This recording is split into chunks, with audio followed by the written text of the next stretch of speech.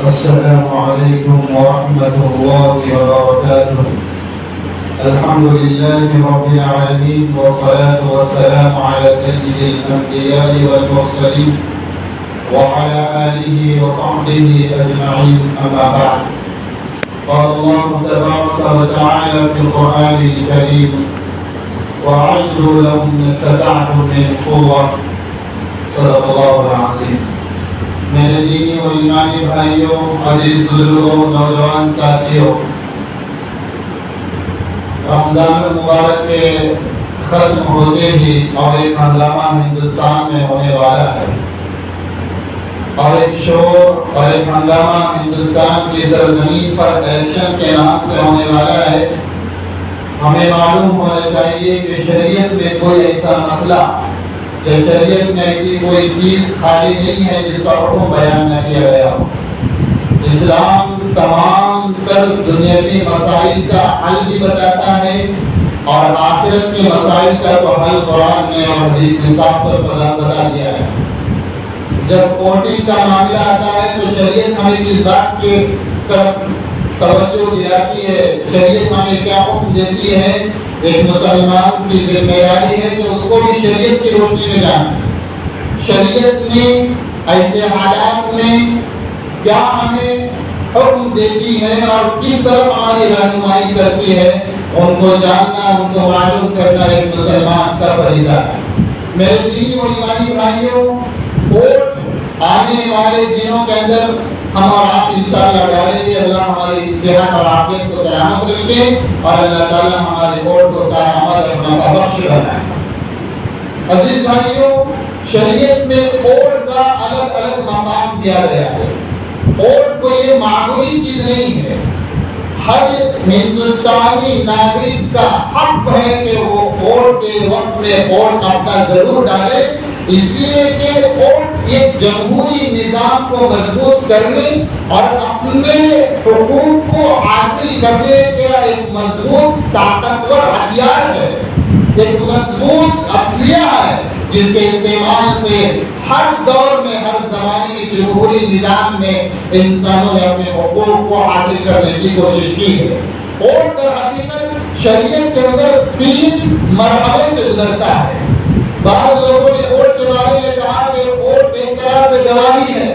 Vote جو ہم ڈالتے ہیں شریعت کی نگاہ میں، شریعت کی روشنی میں ووٹ کا ڈالنا، ووٹنگ کے زمانے میں اپنا ووٹ پیش کرنا، یہ شریعت کی نگاہ میں، شریعت کی روشنی میں گواہی ہے، جسے عربی میں ہم شہادت کہتے ہیں۔ اللہ کے رسول صلی اللہ علیہ وسلم نے اور قرآن مجید میں جا بجا یہ بات ارشاد فرمائی کہ جہاں پر گواہی کا معاملہ آتا ہے وہاں پر جھوٹ کبھی نہیں ہونا چاہیے۔ قرآن مجید میں اللہ تعالیٰ نے جگہ جگہ یہ بات ارشاد فرمائی۔ ایمان والوں کی تعریف بیان کرتے ہوئے اللہ تعالیٰ نے فرمایا والذین لا یشهدون الزور واذا مروا باللغو مروا کراما۔ مومن لوگ وہ ہیں جو جھوٹی گواہی سے بچتے ہیں، مومن لوگ وہ ہیں جو جھوٹی گواہی دینے سے اپنے آپ کو بچاتے ہیں۔ گویا ووٹ کا ڈالنا شریعت کی نگاہ میں یہ ایک طرح سے گواہی دینا ہے۔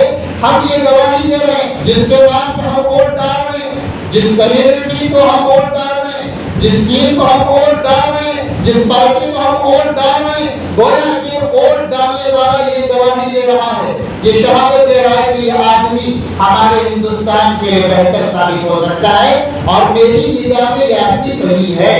گویا ہم اپنی زبان سے نہیں، اپنے ووٹ کے ذریعے سے اس بات کا اظہار کر رہے ہیں کہ جس بندے کو میں ووٹ ڈال رہا ہوں یہ میرے نزدیک معاشرے کا اچھا، پاکیزہ، نیک، ہمدرد اور غمگسار آدمی ہے۔ میرے عزیز بھائیوں، ہمیں ذرا سوچ سمجھ کر کے ووٹ ڈالنے کی ضرورت ہے۔ ہمیں اس بات کی ضرورت ہے کہ ہمارا ووٹ کسی ایسے آدمی کو نہ پڑے، کسی ایسے آدمی کو نہ دیا جائے جس کی وجہ سے ہماری وہ گواہی جھوٹی ہو جائے۔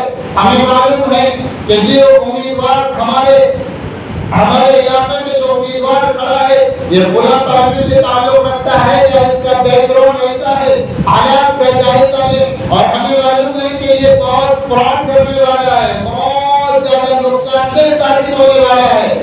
ہماری ذمہ داری ہے کہ ہم صحیح آدمی کا انتخاب کریں، ہماری ذمہ داری ہے کہ ہم صحیح آدمی کو اور امیدوار کو ڈھونڈ کر کے اپنا ووٹ صحیح ڈالیں۔ اس لیے کہ اگر ہمارا ووٹ غلط جگہ پر گیا گویا کہ ایک طرح سے جھوٹی گواہی ہم دے رہے ہیں۔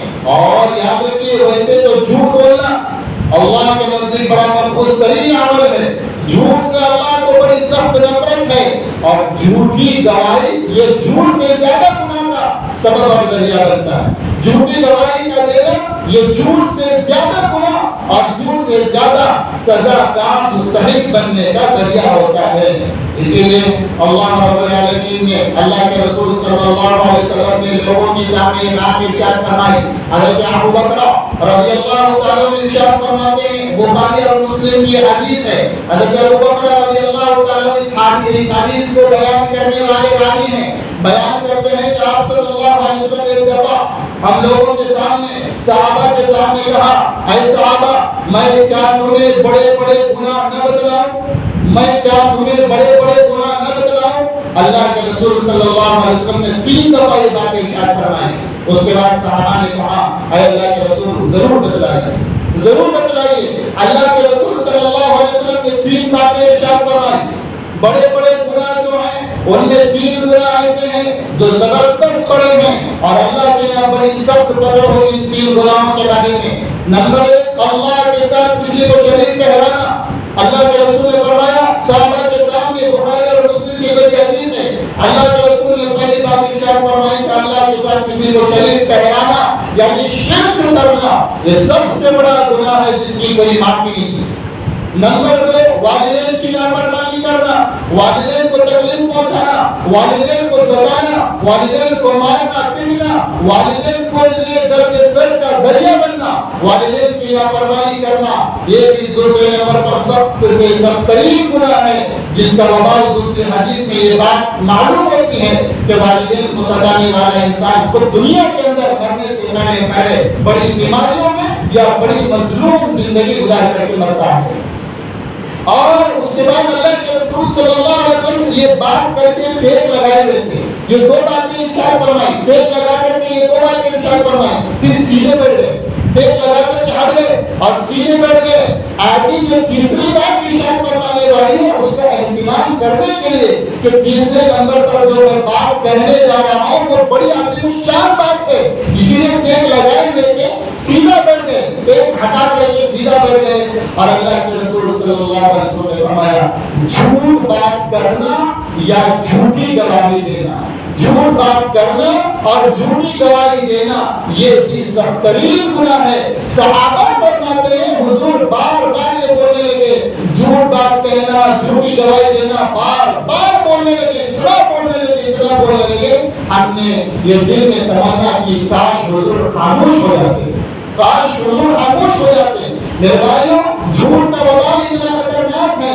اور ایک حدیث میں ابو داؤد کی روایت میں اللہ کے رسول صلی اللہ علیہ وسلم نے فرمایا جھوٹ کی گواہی دینا یہ شرک کے برابر ہے، جھوٹی گواہی دینا یہ شرک کے برابر ہے۔ معلوم یہ ہوا ووٹ ڈالنا یہ گواہی دینا ہے۔ اگر ہم سمجھتے ہیں سامنے والا جو کینڈیڈیٹ کھڑا ہے یہ ہمارے معاشرے کے لیے، سوسائٹی کے لیے اور یہ پارٹی ہمارے معاشرے اور سوسائٹی کے لیے نقصان دہ ثابت ہوگی، پھر بھی ہم نے جانتے ہیں یہ میرا دوست ہے، یہ میرا محلے کا آدمی ہے، یہ میرا روم پارٹنر ہے، یہ میرا بزنس پارٹنر ہے، یہ میرا فلاں آدمی ہے، یہ ہمارا فلاں آدمی ہے، کہہ کر ہم نے اس کو ووٹ ڈالا، جبکہ ہمیں اس کے بارے میں، اس کی خباثت، اس کے بد کردار کے بارے میں ہمیں معلوم تھا۔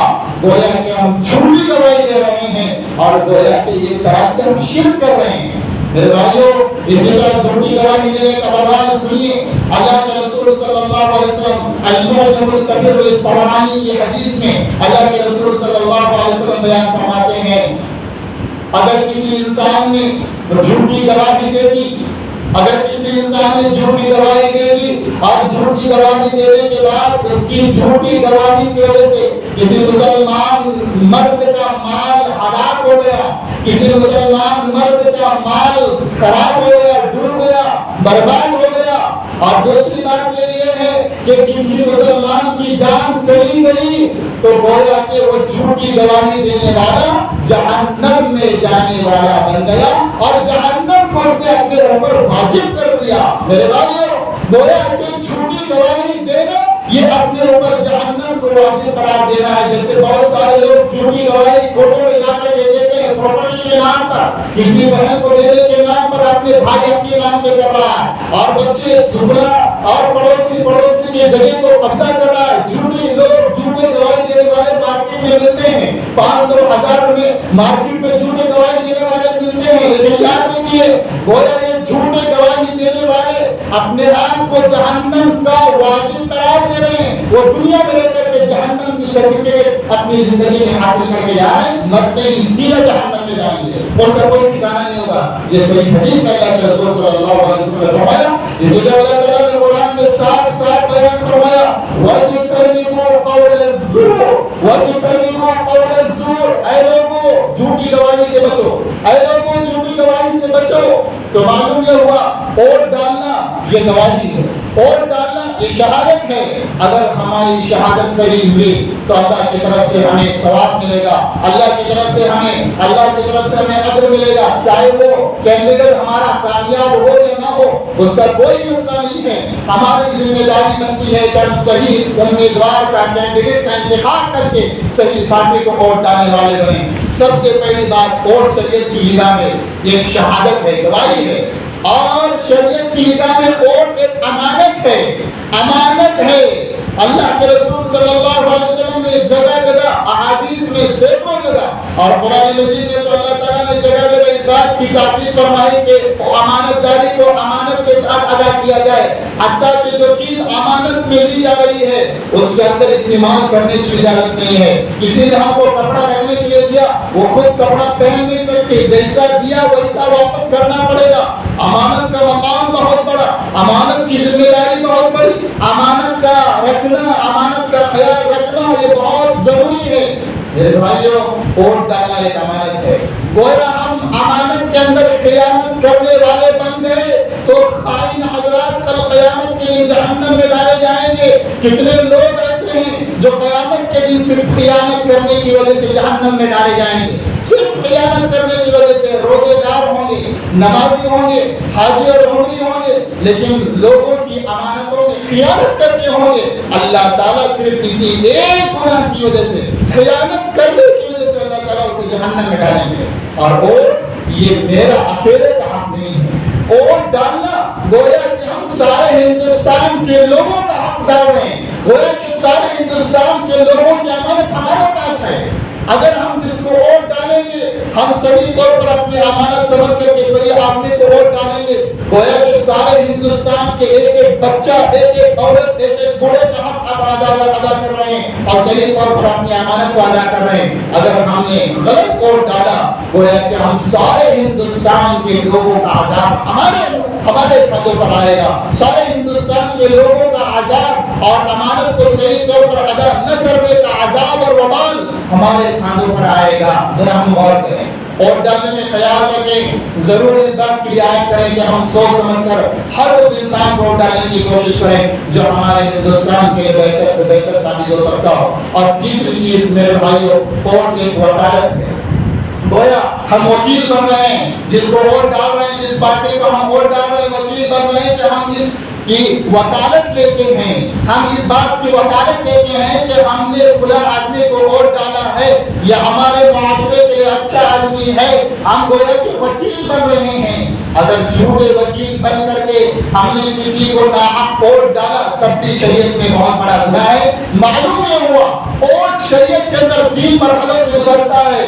ووٹ ایک گواہی ہے اور ووٹ ایک امانت ہے اور ووٹ ایک وکالت کے درجے میں رکھتا ہے. اب ہماری ذمہ داری ہے کہ ہم جس آدمی کو، جس کینڈیڈیٹ کو ووٹ ڈال رہے ہیں ہم سوچ سمجھ کر کے ووٹ ڈالیں. کہیں ایسا تو نہیں کہ ہمارے ایک ووٹ ڈالنے کی وجہ سے کسی کی کامیابی حاصل ہو جائے اور ہمارے لیے، معاشرے کے لیے اور ہم مسلمانوں کے لیے دہشت کا سامان بنے. ذمہ داری میرے عزیز بھائیوں بہت زیادہ بڑھ جاتی ہے. اسی لیے آنے والے حالات کو، اپنے حالات کو بہتر سے بہتر بنائے، آنے والے حالات کو بہتر سے بہتر بنائے. اور جو سچویشن تیار کیا جا رہا ہے، جو بیک گراؤنڈ خراب کرنے کی کوشش کی جا رہی ہے، وہ آپ کے سامنے ہے. ہندوستان کے یہ خودساری طاقتیں، زعفرانی طاقت رکھنے والے لوگ جو اندر سے جو کوششیں اور محنتیں کر رہے ہیں، ہم مسلمانوں کی ذمہ داری ہے کہ ہم ایک وحدت کے ساتھ رہیں، ایک اتحاد کے ساتھ رہیں، ایک نام کے ساتھ رہیں، ایک کام کے ساتھ رہیں اور ایک کسی انسان کو ووٹ ڈالیں۔ یہ دو کام ہماری ذمہ داری ہے، لیکن افسوس کا رویہ یہ ہے، ہم مسلمانوں کا رویہ یہ ہے، غیر مسلموں کا یہ عالم ہے کہ ان کا ووٹ ایک جگہ تقسیم نہیں ہوتا، ایک جگہ ووٹ پڑتا ہے۔ ہم مسلمانوں کا رویہ ہے کہ عبد الرزاق ایک جگہ ووٹ ڈالتا ہے، عبد الرحمن ایک کمیٹی کو ووٹ ڈالتا ہے، عبد الرازق ایک کمیٹی کو ووٹ ڈالتا ہے، عبد الخالق ایک کمیٹی کو ایک پارٹی کو ووٹ ڈالتا ہے۔ ہمارا ووٹ مسلمانوں کا ساری پارٹیوں میں تقسیم ہو کر کے ہماری وبال جان بن جاتا ہے۔ ہماری ذمہ داری ہے، ہماری ذمہ داری ہے کہ ہم اپنے طور پر، گاؤں کے طور پر، جماعت المسلمین کے طور پر جو تنظیمیں تحریکیں ہیں، مل بیٹھ کر ہر ایک کی خیر خواہی سوچ کر، ہر ایک کا بھلا سوچ کر، ہر ایک کی اچھائی سوچ کر، جیسے ہم نے کرناٹکا کے حالات اور گزشتہ سی ایم کی جو ووٹ کے ہماری ذمہ داریاں تھی، ہم سارے کمیٹیوں، تنظیموں اور تحریکوں نے سوچ سمجھ کر ایک کو جتایا، جس کی بنیاد پر تھوڑی بڑی آفیت ہمارے کرناٹک میں ملتی ہے، اور ہم مسلمانوں نے چالاکی کے ساتھ بغیر کسی شور شرابہ کے، بغیر کسی ہنگامے کے ہم نے ایک پارٹی کو ووٹ دیا۔ آج جو ہماری کرناٹک کی پارٹی ہے، جو ہماری صوبائی حکومت ہے، میرے بھائیو، اس کا تھوڑا بہت عافیت تو ہے، سکون تو ہے، وہ دنگا فساد، وہ ہنگامہ، وہ شور، وہ شرابہ، وہ فتنہ و فساد الحمدللہ تھوڑا بہت کم ہے، لیکن میرے بھائیو وہی عقل مندی ابھی ہمارے ہندوستان کے لیول پر ہمیں یہ ثبوت دینے کی کوشش ہے۔ یہ پیغام ذمہ داری ہے، ہر ایک مسلمان کی ذمہ داری ہے، گھر کا باپ ہے اس کی ذمہ داری ہے، اگر اس کے بچے ادھر ادھر کمانے کے لیے گئے ہوں، ووٹ کے لیے ڈالنے کی کوشش کریں۔ ہمارے اکثر مسلمانوں کے ووٹ یا تو ڈالتے نہیں، یاد رکھیے ووٹ کا ڈالنا بھی اسلامی فریضہ ہے، ووٹ کا نہ ڈالنا یہ اسلام کے فریضے کو ادا نہ کرنے کے وبال انسان کو ہوگا، الا کہ کوئی مجبور ہو طالب دار، کوئی چل نہیں سکتا، کوئی بہت بیمار ہے جا نہیں سکتا ووٹ ڈالنے کی جگہ۔ میرے عزیز بھائیوں، ہم صحیح طور پر کوشش کریں، ہماری ذمہ داری ہے کہ ہم صحیح آدمی کا انتخاب کریں اور دو کام ہم کریں، جیسے میں نے کہا ایک سارے مل کر کے وقت ہو کر کے ایک سائے کے نیچے، ایک جھنڈے کے نیچے جمع ہو جائیں اور ہمارے گاؤں اور ہمارے معاشرے اور ہماری سوسائٹی اور ہمارے علاقے کے لیے کیا بہتر ہو سکتا ہے، کون سا کینڈیڈیٹ اگر ہمارے لیے بہتر ہو سکتا ہے، سب مل کر کے ایک ہتھیار اور ایک ہاتھ، ایک زبان بن کر کے ہم اس بات کی کوشش کریں، انشاءاللہ حالات بہتر ہوں گے۔ وہ افسوس کا رویہ ہے، ہم مسلمانوں نے خود اپنے پیروں پر کلہاڑی ماری ہے، ہر ایک اپنے اپنے انا پرست اور رشوت خوری کے پیچھے جاتا ہے، ہر ایک کو اپنی پارٹی عزیز ہے، ہر ایک کو اپنی جماعت عزیز ہے، ہر ایک کو اپنے دین والے عزیز ہیں، ہر ایک اسی کو ووٹ ڈالتا ہے، اسے مسلمانوں کی کوئی فکر نہیں، سارے ہندوستانی مسلمانوں کی کوئی فکر نہیں۔ یاد رکھیے یہ جو آر پار کی لڑائی ہے، 2024 کی ووٹنگ آر پار کی لڑائی ہے، اگر ہم مسلمانوں نے غلط طریقے سے ووٹ دیا اور ہم نے آپس میں اپنے ووٹ کو تقسیم کر دیا، آنے والے حالات بہت خطرناکی کا اور بہت ہی خوفناکی کی ہوائیں چلانے کی اشارہ دے رہی ہیں، اور یاد رکھیے اس کی تیاریاں اندر سے پوری کی پوری ہو چکی ہیں، اور ہم مسلمانوں کو اب جاگنے کی ضرورت ہے، ہم مسلمانوں کو بیدار ہونے کی ضرورت ہے۔ اگر ہم بیدار ہو گئے تو ہم نے جو کرناٹک میں ثبوت کیا کہ ہم مسلمان ایک ساتھ جمع ہو گئے تو کسی پارٹی کو زیر اقتدار لا سکتے ہیں۔ اگر ہم منتشر ہو گئے میرے بھائیوں، پھر آنے والے حالات کا اللہ محافظ ہے، آنے والے حالات اللہ حفاظت فرمائے۔ اب ہماری ذمہ داری ہے، تمام تنظیموں کی، تمام تحریکوں کی ذمہ داری ہے کہ مسلمانوں کو ایک پلیٹ فارم پر جمع کریں، تمام تحریکوں کی، تمام جماعتوں کی، تمام ذمہ داروں کی ذمہ داری بنتی ہے ہم اپنی ذمہ داری کو ایسے حالات میں بہتر سے بہتر ثابت کرنے کے لیے ان حالات میں ہم بہتر سے بہتر اقدامات کریں، اور رمضان کے ان آخری عشر میں میرے بھائیوں اللہ سے خوب لو لگائیں، اللہ تعالیٰ سے خوب دعائیں کریں کہ اے اللہ جو کوششیں مسلمان تحریک تنظیمیں کر رہی ہیں اللہ تعالیٰ انہیں کامیاب بنائے، اے اللہ آنے والے الیکشن کے حالات کو ہمارے مسلمانوں کے حق میں بہتر بنا، اس طرح کہ ہم اللہ کے سامنے دعائیں کریں، انشاءاللہ ہماری کوششیں اور اللہ تعالیٰ کی نصرتیں اور مددیں شامل حال ہوں گی تو ہمارا بیٹا پار ہوگا، اور آنے والے الیکشن کے بعد جو حالات آئیں گے انشاءاللہ ہم سب کے لیے بہتر بنیں گے، ورنہ حالات آپ مجھ سے زیادہ بہتر جانتے ہیں اندر کی کیا کیا تیاریاں ہو رہی ہیں اور کیا کیا ناجائز طریقے استعمال کیے جا رہے ہیں، وہ حالات آپ مجھ سے بہتر جانتے ہیں۔ ہم گزارش کرتے ہیں، تمام مسلمانوں سے اپیل کرتے ہیں، تمام تنظیموں اور تحریکوں سے اپیل کرتے ہیں کہ کوئی بہتر سے بہتر ہم اقدام کریں، بہتر سے بہتر سب ایک ہو کر کسی ایک کو ہم ووٹ دیں تاکہ ہمارا پلڑا بڑا بھاری ہو، وزنی ہو، اور آنے والے حالات کے لیے ہمارے لیے بہتر دن لائے اور بہتر اچھے ایام لائے۔ اللہ ہم سب کو کہنے سننے سے زیادہ عمل کرنے کی توفیق عطا فرمائے۔ وآخر دعوانا ان الحمد للہ رب العالمین۔